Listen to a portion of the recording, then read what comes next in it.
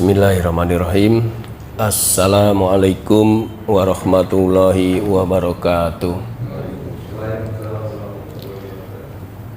Alhamdulillah wassalatu wassalamu ala rasulillah wa ala alihi wa sahbihi ajma'in, amma ba'du. Kita terus bersyukur hadirat Allah subhanahu wa ta'ala yang tak henti-hentinya terus memberikan nikmat kepada kita semua, sehingga di pagi hari ini kita masih diberi kesempatan untuk bisa mendapatkan berbagai manfaat. Salawat dan salam semoga tercurah kepada junjungan kita Nabi Muhammad sallallahu alaihi wasallam. Jamaah Masjid Anas rahimakumullah, pagi ini kita ngomongin masalah al-adl. Apa itu al-adl? Adil, ya. Ya rasanya kan di zaman sekarang ini kayaknya ya Pak ya susah untuk mendapatkan keadilan ya Pak Bani ya. Maka perlu kita bicarakan, karena hampir-hampir keadilan itu dikuasai oleh para penguasa, oleh para yang punya harta, ya enggak Pak? Sehingga bagi rakyat jelata ini rada-rada susah untuk mendapatkan keadilan.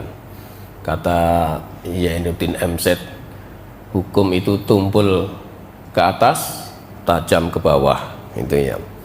Jadi kalau sekarang kalau mau mencari keadilan mesti no justice, no viral dulu gitu. Baru nanti kalau sudah viral bisa mendapatkan keadilan.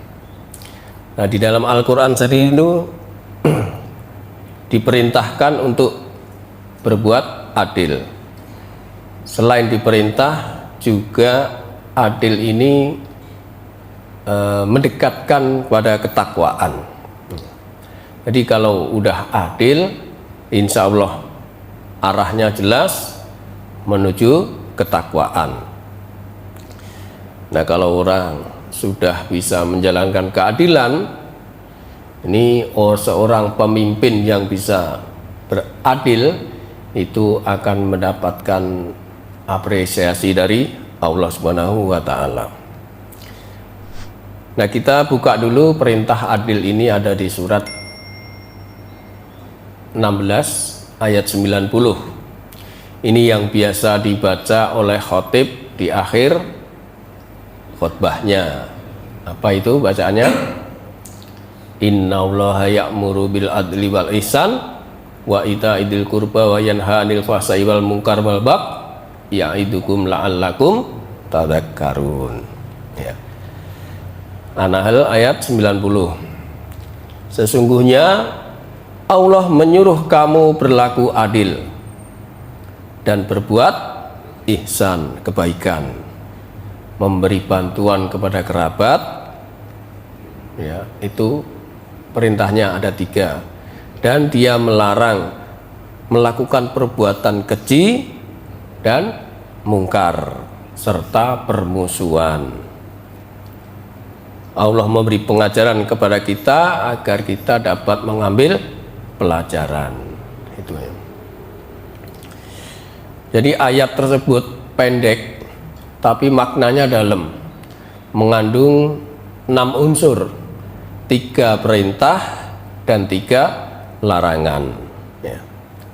Perintah pertama adalah kita disuruh untuk berbuat adil, bersikap seimbang, tidak berat sebelah ya.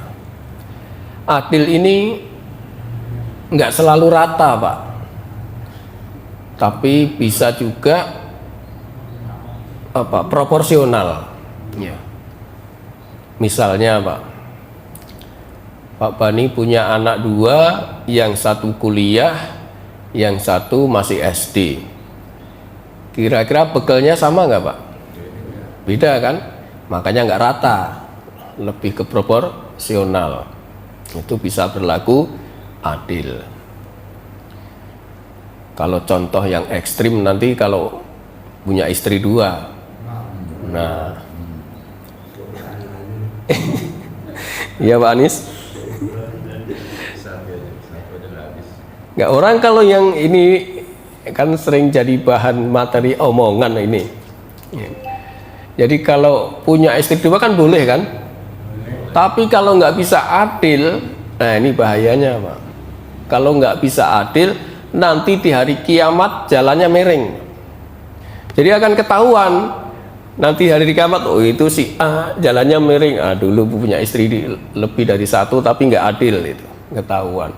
Masing-masing akan ketahuan itu di hari kiamat nanti, orang-orang yang apa, yang takwa, yang beriman, yang sering puasa itu. Ya. Jadi kata Rasulullah SAW, man kanat lahum ra'anati famala ila ihdahuma ja'a yaumal qiyamati wasikkuhu ma'ilun. Ya. Barang siapa memiliki dua istri, lalu ia lebih condong kepada yang satunya, berat sebelah, maka di hari kiamat ia akan berjalan badannya miring, ya. Semper, invalid, ya. Jadi, tapi nggak apa-apa, poligami kan dibolehkan ya. Ini contoh aja Pak, tapi mesti harus tahu efeknya. Karena dalam surat An-Nisa berikutnya dikatakan itu kamu nggak bakal bisa adil, maka satu saja itu yang lebih selamat ya Pak Eri ya, iya kan? Iya.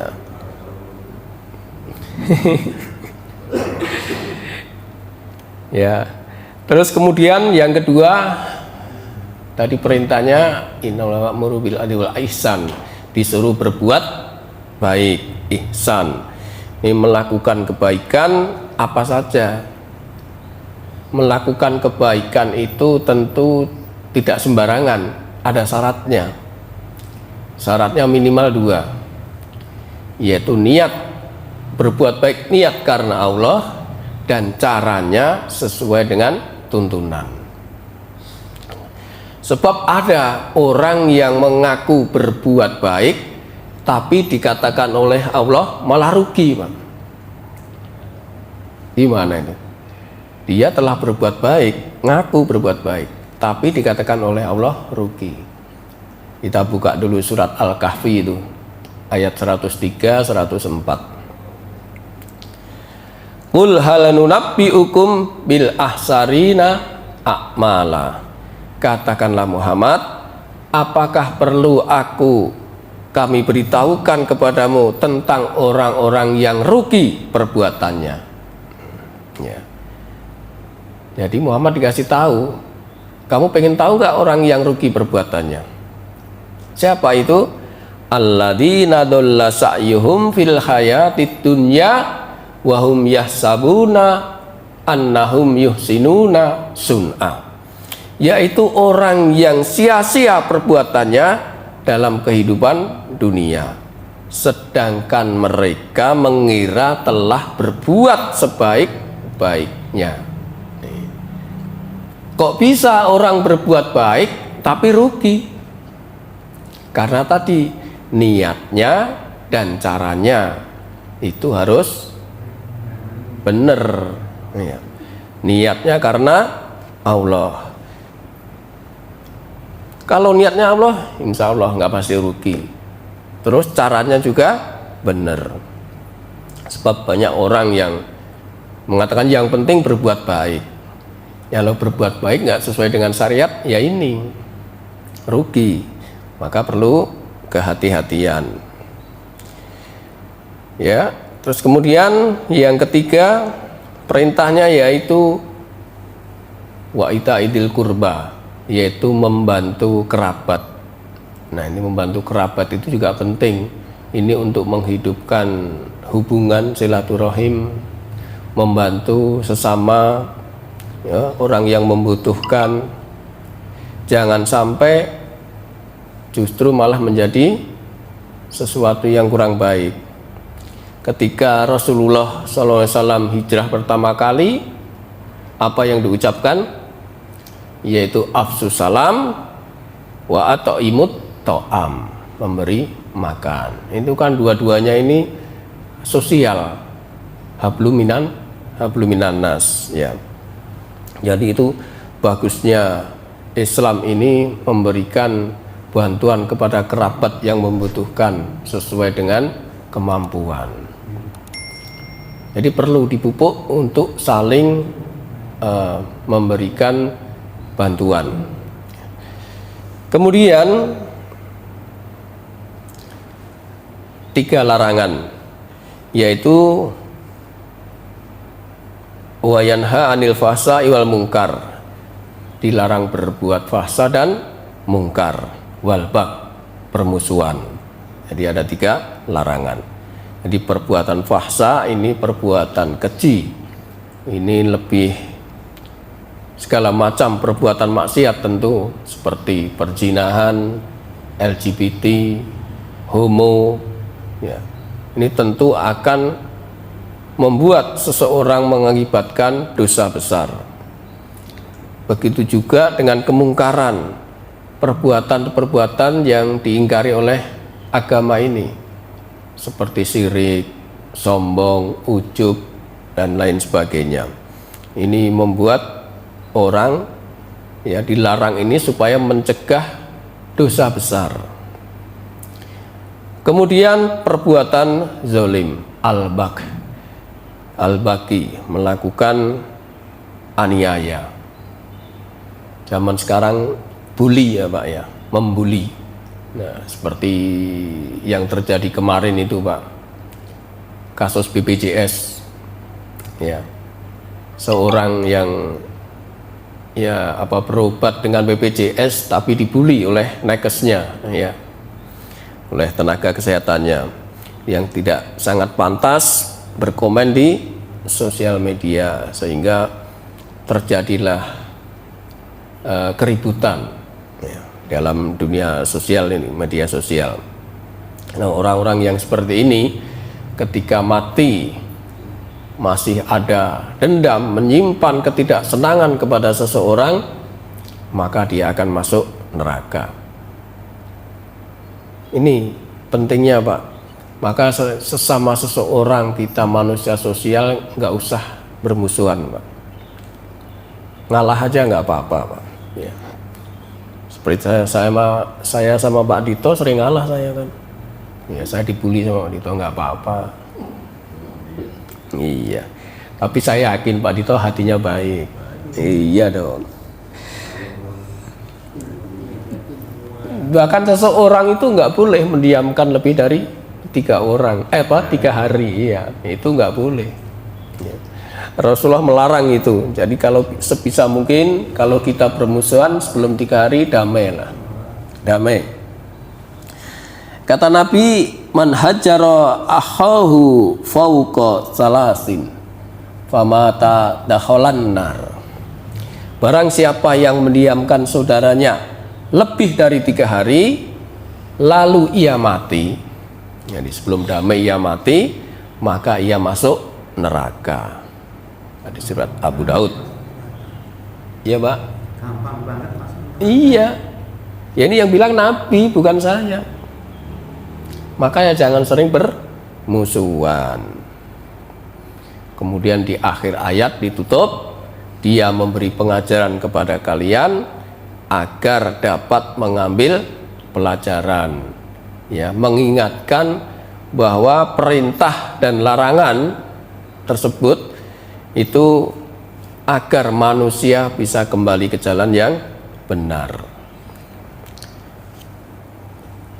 Ya, itu yang pertama tadi, surat An-Nahl ayat 90. Itu perintah adil. Berikut juga dengan beberapa keterangannya mengenai larangan dan perintahnya.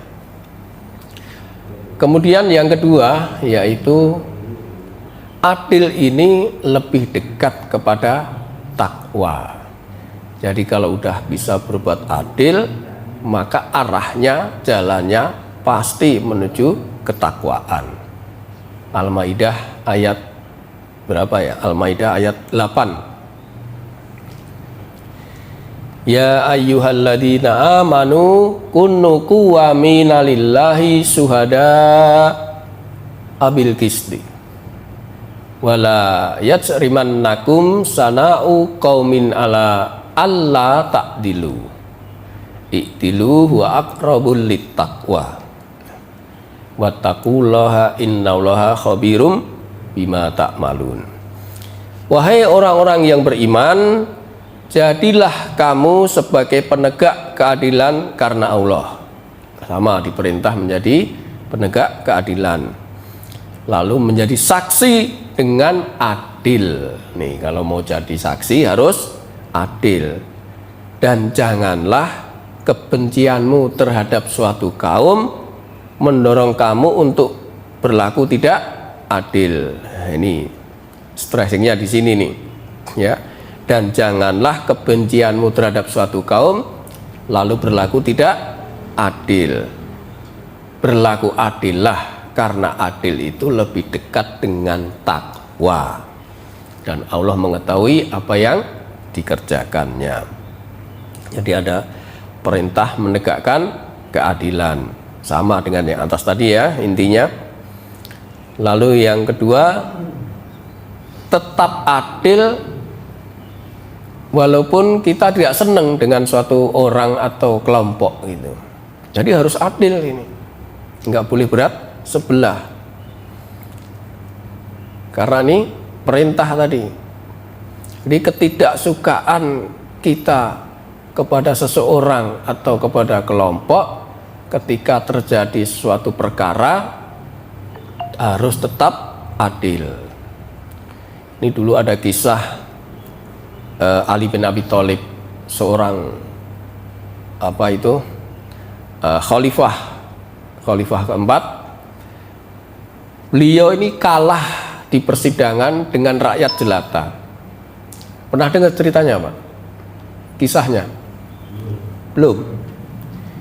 Jadi ketika Ali bin Abi Thalib ini kehilangan baju besinya, baju kesayangannya itu, di perang Siffin apa itu, lalu diambil oleh seorang Yahudi non Muslim.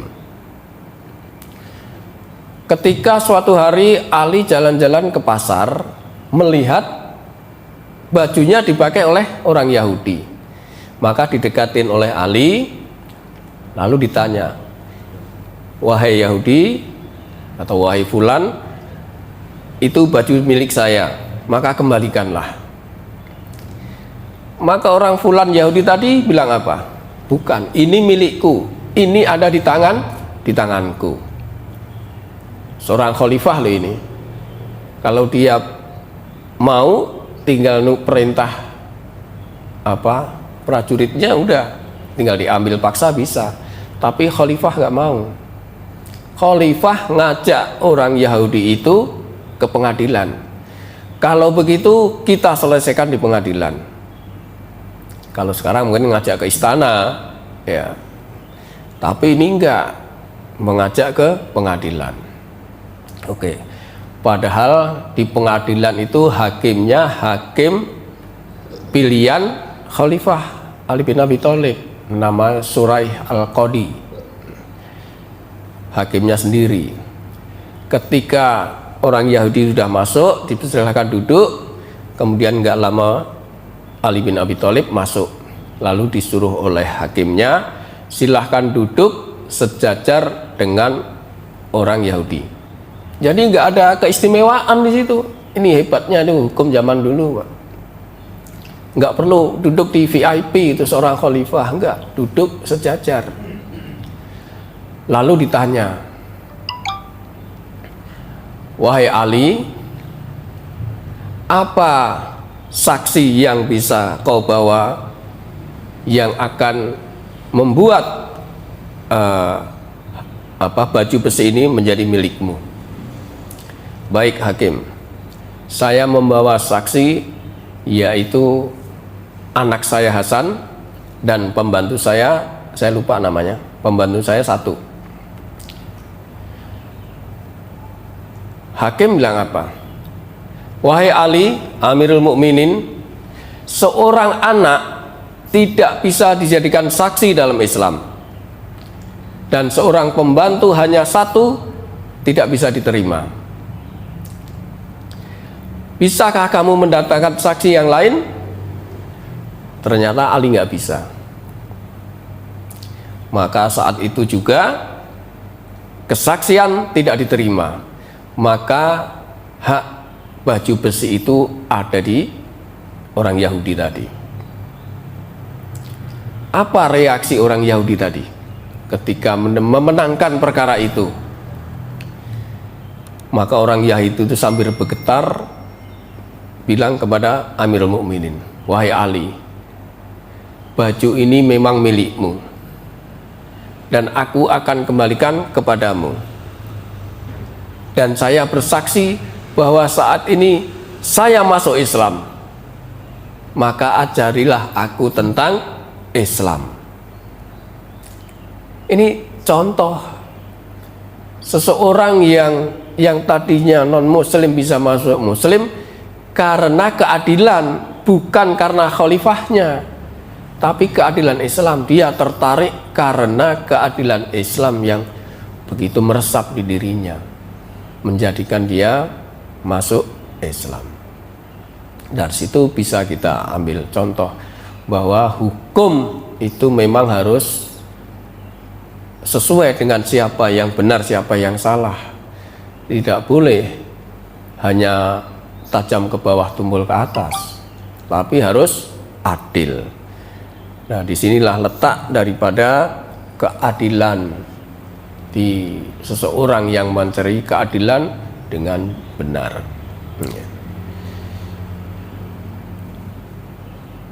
Itulah di zaman dulu itu kalau di pengadilan harus selesai saat itu juga, nggak perlu ditunda-tunda kayak sekarang ya. Dan harus mau datang di pengadilan. Sekarang suruh datang ke pengadilan nggak mau ya. Ini saya ambil dari kisah yang bersumber dari Ibrahim bin Yazid Al-Taimi, dari ayahnya Yazid Al-Taimi. Nah, ini kisah ini juga bisa tercantum dalam kitab Hilyatul Aulia ya, dari karya Abu Nuaim As-Sabbahani. Nah, kemudian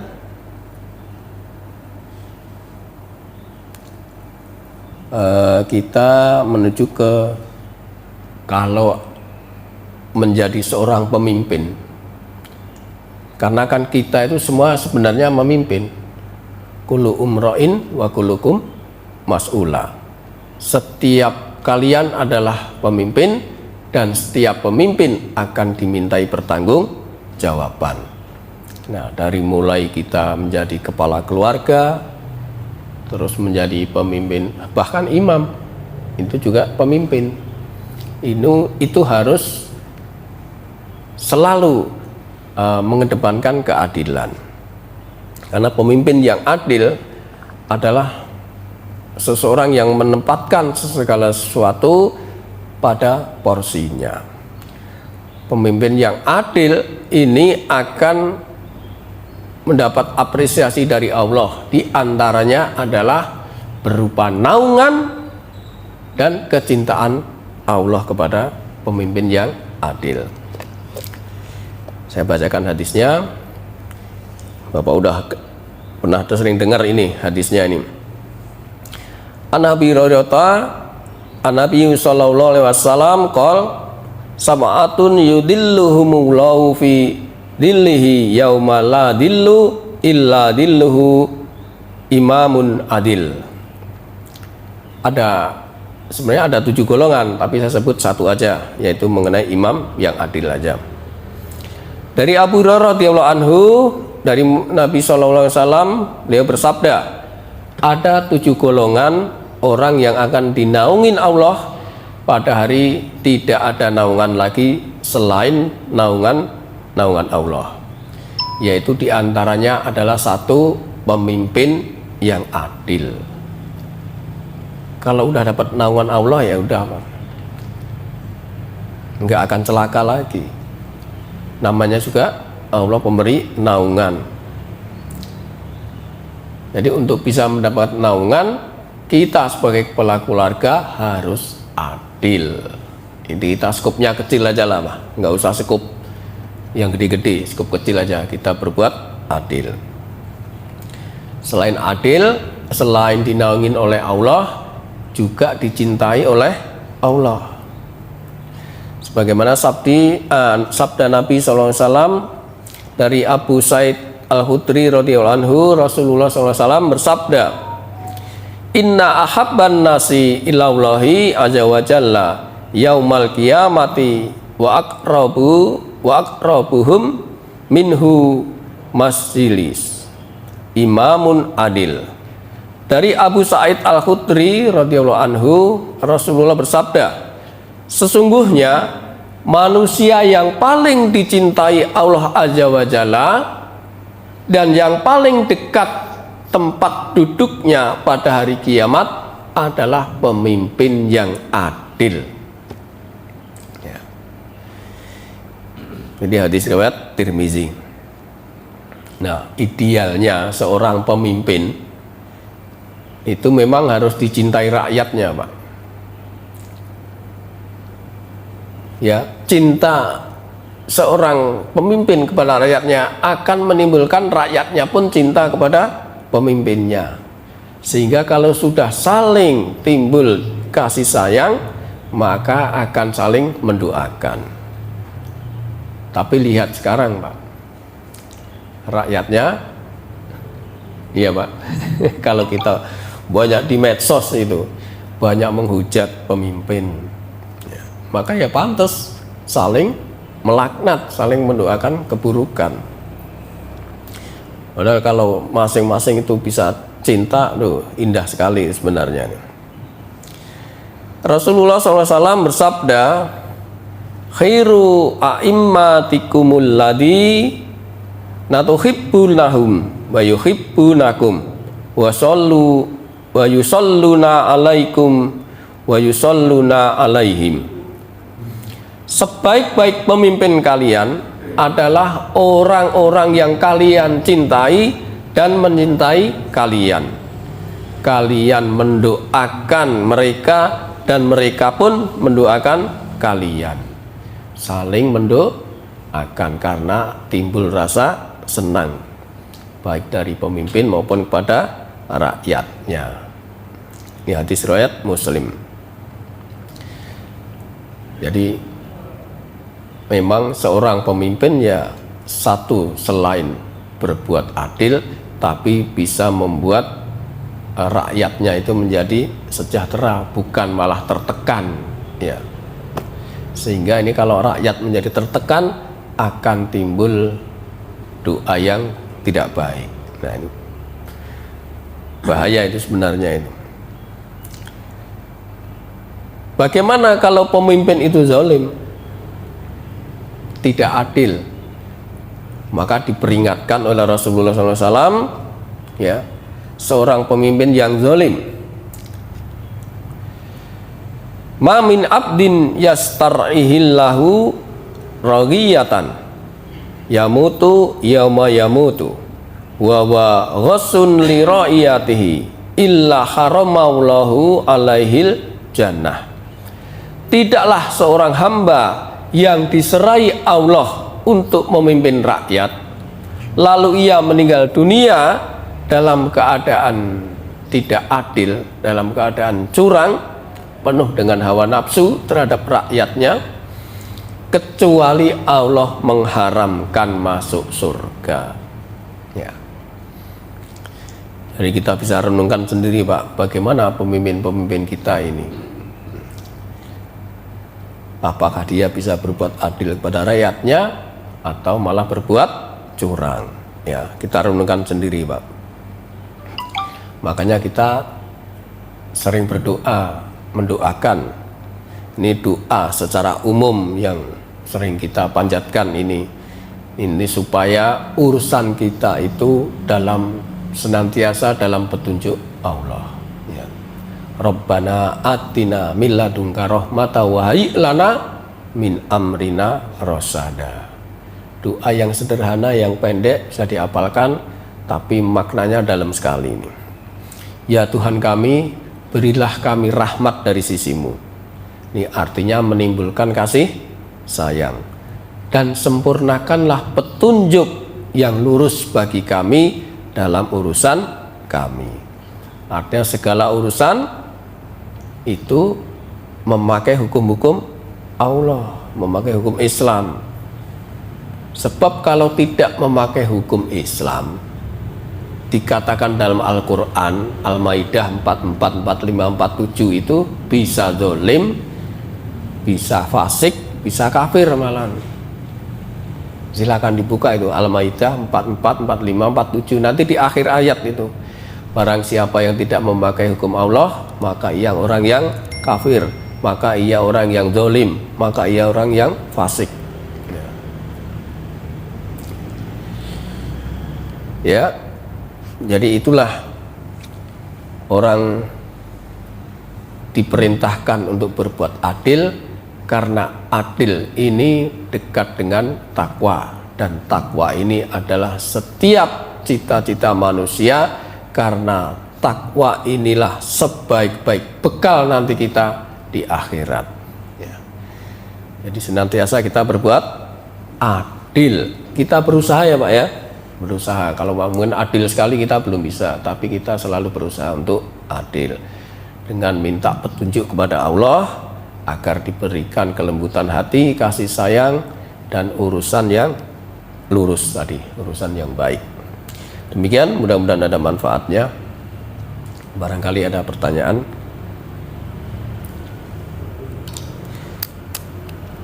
Kalau nggak ada, kita baca kafaratul majlis. Subhanakallahumma wa bihamdika asyhadu an la ilaha illa anta astaghfiruka wa atubu ilaik.